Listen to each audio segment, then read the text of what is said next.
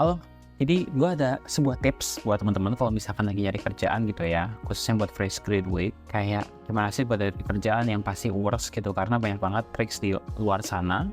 Ada yang bilang rapiin CV, ada yang bilang bikin portfolio gitu ya. Cuman sebenarnya ada satu trik yang menurut gue itu paling works ketika kita mau lagi nyari kerjaan, yaitu adalah nge-solve problem perusahaan.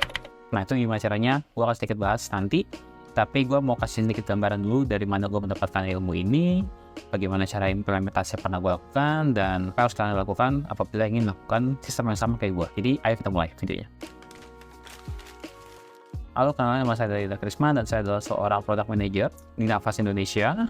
Udah kerja selama 2 tahun lebih di bidang produk. Sekarang kan lagi ramai banget ya kayak tentang isu PHK, terus khususnya di Jakarta ya paling tinggi peningkatannya. Dan gue yakin semua orang takut akan hal itu, termasuk buat kalian yang juga masih seorang fresh graduate. Terus belum lagi kalau mungkin ada yang gap year, itu juga akan menjadi tantangan karena specifically gue pernah ada di dua fase tersebut, fresh graduate dan juga gap year. Ditambah pada waktu itu gue lulusan tahun 2019 yang pada akhirnya kena COVID, jadinya gak dapat kerjaan sama sekali gitu. Sampai akhirnya gue dapat kerjaan pertama gue di tahun 2022 sebagai seorang UI UX designer. Nah di situ gue kerja di Navas dan akhirnya keterima sampai sekarang. Nah FYI, gue masuk ke Navas tanpa adanya loker. Jadi kalau misalkan buka LinkedIn Navas, di situ nggak ada tulisan UI UX designer lagi dicari, terus kita apply, situ nggak ada. Gue nggak kayak gitu. Gue mencoba proses yang berbeda. Nah gimana caranya itu nanti akan gue bahas. Ini semua gue mulai dari 2022, dimana pada waktu itu gue habis ngebantuin keluarga dan dia dapatlah sedikit modal untuk gue ke Jogja lagi gitu. Karena gue ngerasa di Kalimantan pada waktu itu bukan tempat yang cocok buat gue. Jadi gue mesti harus balik ke Jogja untuk mencari pekerjaan yang cocok sama gue gitu. Di tahun 2022 itu juga gue ada sempat ceritakan sebenarnya kalau misalkan gue ada seorang freelance yang ya lumayan, gue ngerasa pada waktu itu lumayan sukses lah dengan nominal yang bisa gue hasilkan. Tapi baik lagi, freelance hanyalah freelance dan gue butuh karir gitu pada waktu itu. Dan semua orang pada waktu itu masuk ke freelance juga, dan ya karena COVID ya pastinya. Karena pada waktu itu seperti itu, jadi gue mencoba untuk mencari pekerjaan. Itu dimulai gue nyari kerjaan kalau nggak salah dari Februari 2022. Nah karena mencari kerjaan cukup sulit, jadi di saat yang bersamaan gue baca-baca lah ya resource di online banyak ya, ikut bootcamp atau mungkin ikut ini ikut itu gitu ya. Sampai pada akhirnya gue ikut salah satu bootcamp yang disediain sama Digital.Kominfo. Itu ngebantu gue banget, yaitu namanya adalah Digital.Kominfo. Itu sama bootcampnya product owner oleh Hacktivate. Nah di situ gue belajar sebagai seorang product owner selama 16 minggu. Kenapa product owner mungkin? Ya sebelumnya gue pernah bikin freelance sama teman-teman ya pada waktu COVID, dan ya kita dapatlah pundi-pundi uang itu yang bisa kita hasilkan buat makan dari sana, buat having fun. Dan pada akhirnya teman-teman gue bilang, coba lu apply sebagai product manager dan kayaknya gue cocok sana karena gue ngerasa lu kalau ngomong sama orang tuh bisa dapat lah konteksnya apa gitu ya, sesuai kebutuhan kita juga. Dan pada akhirnya ya gue jadi pede kan ya dengan hal tersebut gitu. Masuklah ke product owner tersebut dan kenal sama salah satu mentornya, namanya adalah Mas David Yulianto gitu.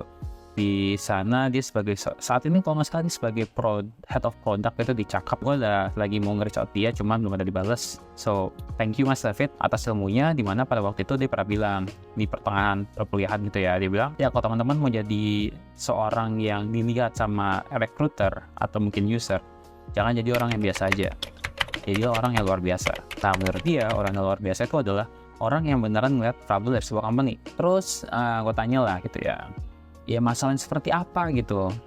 Terus saya bilang banyak, ini kan kita ngomongin product owner ya, berarti kan kita bisa ngeliat semua produknya itu apa aja, kita bisa breakdown channel-channel produk itu seperti apa, mulai pakai matrix A, pirate matrix itu yang mungkin kalian bisa cobain nanti akan gue bahas di video lainnya.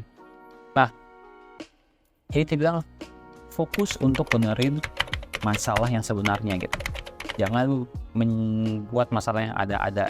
Dulu Mas David itu pernah bilang kalau mau dapat pekerjaan, apabila kalian pengen dapat pekerjaan yang easy way, itu sebenarnya caranya nggak kayak yang ada di luar sana gitu.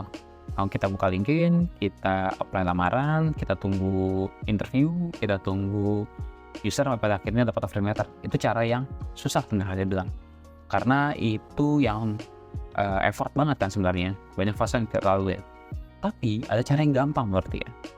Buka produknya, lihat masalahnya, bikinlah masalah tersebut ke dalam sebuah case study yang bisa di-solve. Kemudian, kita kirim ke product manager mereka, kita minta pendapat mereka terhadap apa yang kita buat. Nah, begitu aja, sesederhana itu aja. Kenapa? Karena pada akhirnya, kalau misalkan bisa dilirik, itu bisa dapat offering letter. Kalau nggak dilirik pun, kita bisa dapat portfolio dari masalah yang sebenarnya. Which is itu bagus banget kalau misalnya kita pakai ke tempat lain gitu. Ya, gue langsung pikir kayak, wow, kenapa ini nggak kepikiran dari dulu gitu ya? Aneh banget ya kalau misalnya gue kepikiran gitu. Dan dari awalnya gue cuma datang hanya untuk absen aja, tapi pada akhirnya gue jadi orang yang aktif mendengarkan setiap kata-kata dia, dan pada akhirnya gue tahu ada yang namanya product owner, gue tahu ada yang namanya UI UX, gue tahu ada yang namanya software engineer, banyak kan cuma lagi salah. Karena pada waktu itu sebagai lulusan sistem informasi, gue cuma tahu ada yang namanya programmer, itu doang yang kepake. Tapi pada waktu itu kan semua punya skill technical ya, ada desain, ada software. Pada waktu itu yang gue cuma yakin gue bisa adalah gue cuma bisa tulis. Nah, pada akhirnya gue nanya lah ke Mas David, Mas, saya cuma bisa nulis, kayak harus mulai dari mana gitu ya. Dan satu hal yang dikasih tahu adalah coba pelajarin UX writer gitu, karena itu berhubungan sama desain, tapi tidak ada unsur desainnya sama sekali, dan kita cuma diharuskan untuk bisa menulis, bikin kata-kata yang bagus, bikin kata-kata yang menarik, engaging, dan mudah dipahami oleh si pengguna. Karena dengan kata-kata yang mudah dipahami, maka user jadi tahu nih konteks untuk si produk itu ngapain gitu. Dan kali ini kita bisa masuk ke tahapan selanjutnya, yaitu adalah kita mulai dari strategi gue yang pertama, yaitu adalah gue langsung buat sebuah case study dari aplikasi yang sangat umum lagi kehidupan masyarakat, yaitu adalah aplikasi Shopee. Bagi gue, aplikasi Shopee itu sangat aneh, bahkan sampai sekarang gue masih aneh gitu ya. Terkhususnya pada saat kita ngelihat search bar-nya, karena tidak ada relevansinya dengan sebuah kebutuhan produk. Di search bar Shopee itu akan selalu menginformasikan ada ya promo. Jadi kalau misalkan lagi 99, akan ada tulisan 99 promo sale gitu. Which is nggak ada relevansinya sama sebuah produk. Beda dengan Tokopedia, kalau misalkan pada waktu itu teman-teman lihat, buka aja, pasti itu mengisyaratkan untuk cari apa gitu, misalkan tulis mainan anak gitu, biasanya kayak gitu tuh Tokopedia produknya. Case study tersebut gue bikin survey, terus pada akhirnya case tersebut pun jadi, dan gue mencari orang yang bisa gue kirim ke Shopee. Pas gue lihat banyak banget kan product manajernya juga. Terus gue coba untuk apply, gue pakai case study tersebut untuk ke dalam lowongan pekerjaan Shopee, dan gue sama sekali nggak dapat informasi selama 1 bulan, 1 minggu 2 minggu gitu, nggak dapat informasi sama sekali. Gue next, gue ngerasa gagal di sana, jujur gue ngerasa kok bisa nggak gue udah bikin, padahal ini sesuai dengan game plan gue, sesuai dengan arahan Mas David juga, kok nggak sesuai gitu ya.